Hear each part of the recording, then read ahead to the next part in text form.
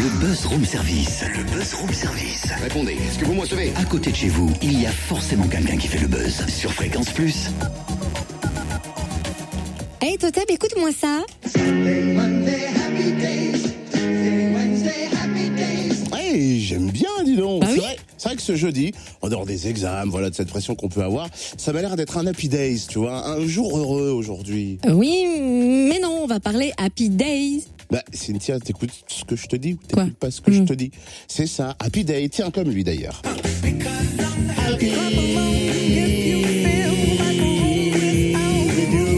Non.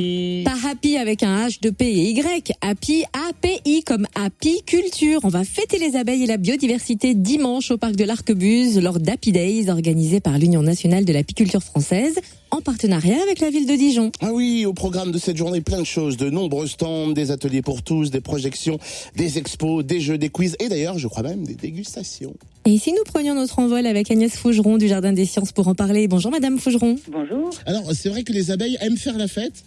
Eh bien oui, le 21 juin, effectivement, c'est pas que la fête de la musique, c'est aussi la fête des abeilles et de tous les pollinisateurs à Dijon, au Jardin des Sciences. J'ai vu un mot du maire de Dijon qui dit que Dijon est un peu la capitale finalement de la biodiversité. Est-ce que c'est de plus en plus vrai? Ah bah clairement, hein, c'est vraiment une vraie volonté, hein, c'est vraiment l'attention portée à la nature urbaine, la prise en compte de la biodiversité et parmi un des éléments importants de cette biodiversité, c'est les insectes pollinisateurs et c'est dans ce cadre-là bien que nous avons notre fête des abeilles, 2e édition, dimanche 21 juin. De 14h à 18h, il y a énormément de choses.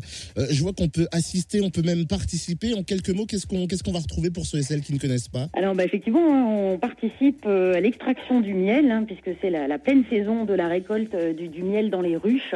Donc atelier d'extraction du miel, après toutes sortes de dégustations. On va apprendre à un petit peu réussir à décrypter un petit peu derrière tous ces miels différents, quelle saveur, quelle texture on va retrouver. Donc ça c'est vraiment avec le collectif d'apiculteurs du programme Miel urbain de la ville de Dijon et également aussi toutes sortes d'ateliers parce que les abeilles, on va dire en ville, ce qui est important aussi bien sûr c'est qu'elles aient des sources de nourriture. Donc la ville elle change ses fleurissements pour avoir des plantes mellifères et on fait aussi finalement participer tout le monde. Chacun peut repartir avec en ayant semé des petites graines d'espèces qui favorisent les pollinisateurs, voire même repartir avec ces bombes à graines où on incite les gens à fleurir autrement la ville, notamment pour favoriser les pollinisateurs. Et puis plein d'autres choses. On va aussi parler de cette diversité des insectes en ville avec l'entomologiste du muséum.